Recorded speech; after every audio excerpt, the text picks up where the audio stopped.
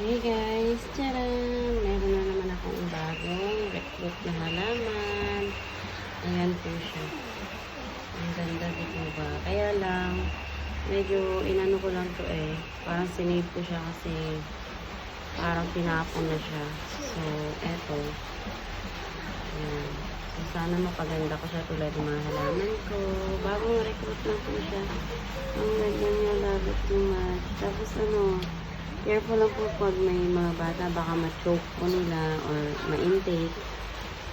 Kahit tiktok lang ngayon, sobrang nakakalason po ito guys. As in, poisonous plant po ito. Kaya minsan, nag-iisip din ako kung dapat ko ba ilagay ito dito or hindi.